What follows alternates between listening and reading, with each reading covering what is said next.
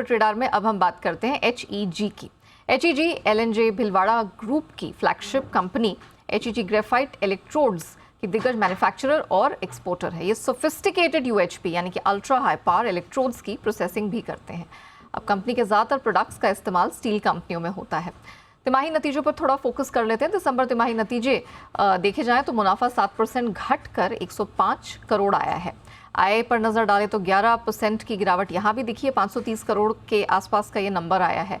और तीसरी तिमाही में मार्जिन भी गिरते हुए नजर आए हैं। तो ऑफकोर्स तिमाही नतीजों पे दबाव कहाँ से आई ये हम जानने की कोशिश करेंगे।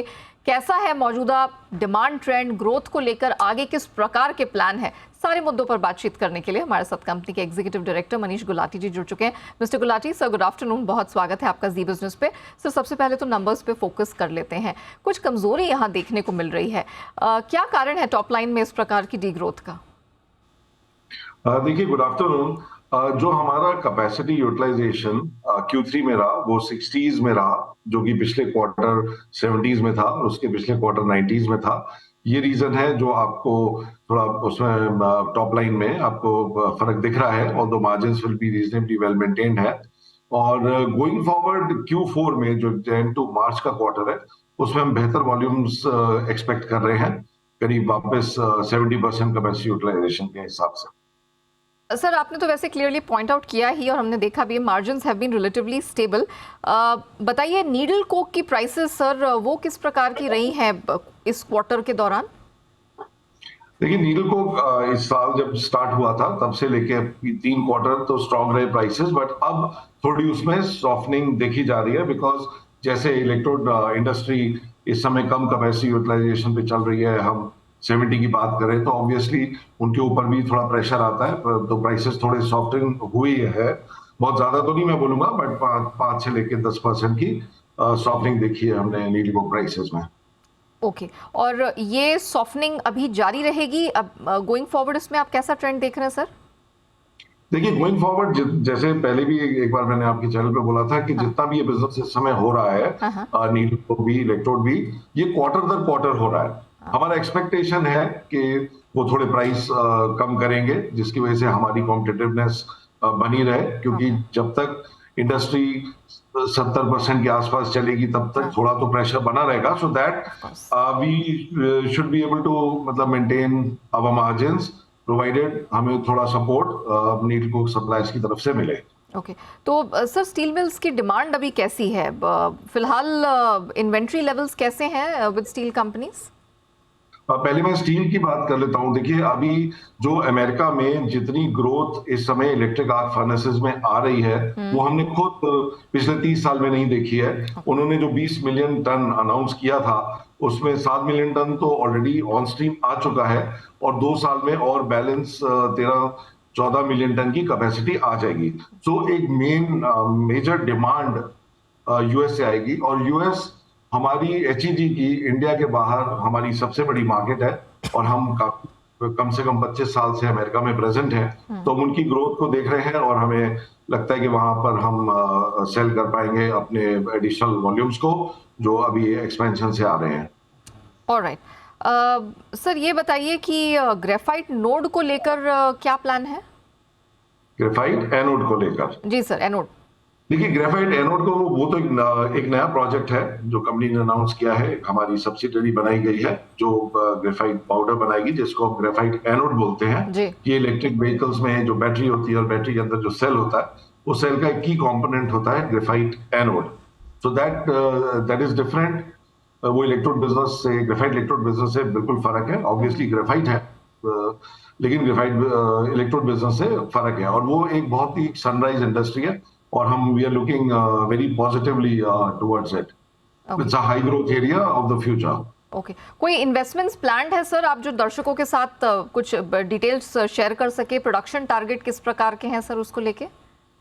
देखिए, अभी जो हमने 1200 करोड़ का एक्सपेंशन किया है वो ऑलमोस्ट नियरिंग कंप्लीशन है। उसमें हमारे जो बिल्कुल डिस्टिंक्ट 5 प्रोसेस होते हैं, 5 शॉप होते हैं, जिसमें 4 तो ऑलरेडी ऑन स्ट्रीम है। एक प्रोसेस में कुछ जो की सोफिस्टिकेटेड इक्विपमेंट यूरोप से आनी थी वो उसमें थोड़े डिलेज हुए हैं, जिसकी वजह से जो हम दिसंबर 22 में कंप्लीट करने का प्लान था हमारा, वो एक शॉप, पर्टिकुलर शॉप जो है वो करीब मिड अप्रैल में स्टार्ट हो जाएगी।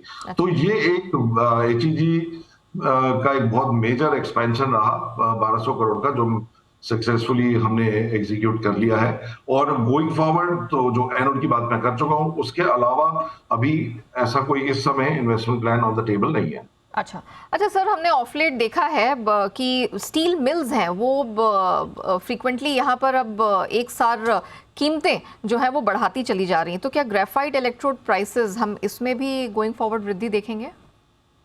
देखिए, ग्रेफाइट इलेक्ट्रोड में सबसे पहले जो एक ग्लोबल इवेंट जो चल रहा है रशिया यूक्रेन वॉर का, करेक्ट, वो सबसाइड होने से मेरे को लगता है कि द ट्रैजेक्टरी विल रिज्यूम। जो हम एक्सपेक्ट कर रहे थे कि अगले 3-4 साल में 70-80 हजार टन की इलेक्ट्रोड की डिमांड आएगी, अभी हमें बहुत खुशी हुई है देख के कि एक लार्ज इंडस्ट्री प्लेयर ने ये बोला कि 2 लाख टन डिमांड बढ़ेगी 2030 तक।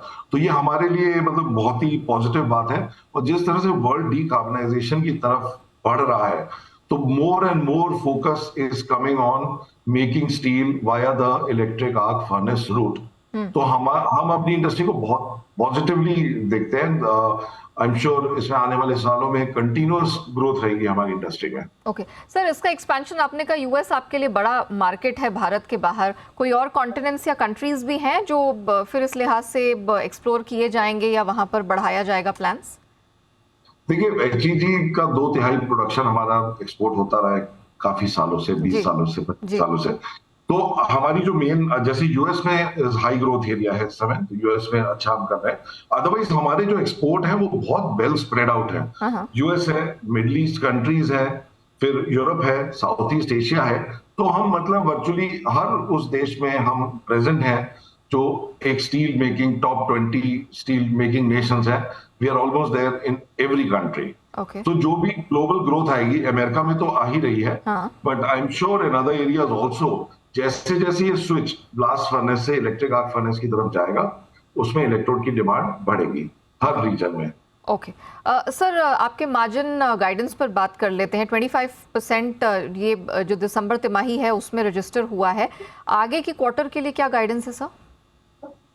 मेरे ख्याल से आगे के क्वार्टर में बिल्कुल सिमिलर इसी के आसपास रहेंगे। ओके 25% के आसपास। ओके सर, साथ ही थोड़ा आपके कैपेक्स प्लान्स के बारे में बात कर लेते हैं। अभी क्या प्लान है गोइंग फॉरवर्ड वित्त वर्ष को लेकर, FY24 को लेकर, end of course capacity utilisation level sir, उसकी डिटेल्स भी बताइए।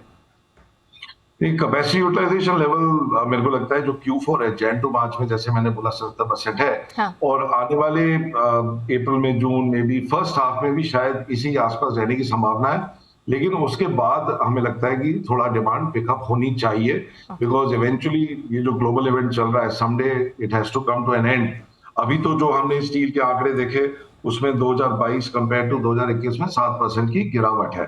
तो मुझे लगता है कि हम ये 70% के लेवल के आसपास कुछ टाइम सस्टेन कर पाएंगे।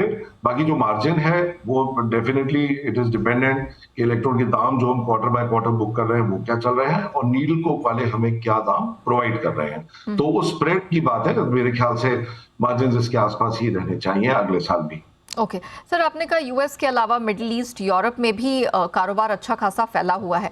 फिलहाल सर यूरोप की स्थिति आपको कैसे लग रही है? वहाँ से बिजनेस एंड आय किस प्रकार की आती हुई दिख रही है? क्योंकि अभी भी वहाँ पर क्लैरिटी नहीं है how much are they out of woods. तो एक तो मिडिल ईस्ट और यूरोप, सर वहाँ से फिलहाल कैसी स्थिति दिख रही है आपको? देखिए, यूरोप तो जो अपनी वो यूनिक प्रॉब्लम फेस कर रहा है हायर इलेक्ट्रिसिटी कॉस्ट की और हायर एनर्जी कॉस्ट की। हमारा एक्सपोजर यूरोप में बहुत नहीं था, मतलब it was less than 10% of our sales, but yes there is impact from the European side, जो कि हमारे कैपेसिटी यूटिलाइजेशन में दिख भी रहा है। Middle east is relatively insulated, मतलब मिडिल ईस्ट फिर भी is doing better than Europe, because उनकी इलेक्ट्रिसिटी कॉस्ट और एनर्जी कॉस्ट अभी भी पहले जैसी ही है, तो वो ज्यादा कॉम्पिटिटिव है। हालांकि ये बात ठीक है कि यूरोप जरूर सफर कर रहा है और उसमें वहां स्टील प्रोडक्शन कम हो रहा है वहां पर। गुलाटी सर, एक डेवलपमेंट है जो कि पिछले साल हमने होता हुआ देखा था। आपकी जो होली ओन सब्सिडरी है TACC लिमिटेड, वहाँ पर आपने अप्रूव किया था लिथियम आयन सेल्स के लिए ग्रेफाइट एनोड की मैन्युफैक्चरिंग। सर उस के बारे में हम जानना चाहेंगे, क्या डेवलपमेंट है और आगे का प्लान कैसा है सर, जरा बताइए। देखिए, इसमें अभी लैंड इज बीइंग फाइनलाइज्ड और उसके बाद हम वो प्रोजेक्ट लगाएंगे जिसे हमें लगता है कि 3 साल में वो अप एंड रनिंग होगा। 1,000 करोड़ का उसमें इन्वेस्टमेंट है। 10,000 टन की उसकी ग्रेफाइट एनोड की कैपेसिटी है। Thank you so much sir, आज हमारे साथ जुड़ने के लिए, तिमाही नतीजों पर एंड ऑफ कोर्स आगे के जो प्लान्स हैं वो सारे दर्शकों के साथ साझा करने के लिए। आइए इसी के साथ कॉर्पोरेट रेडार को हम यहीं रैप अप करते हैं, लेकिन आप बने रहिए, खबरों का सिलसिला ब्रेक के उस पार भी जारी रहेगा।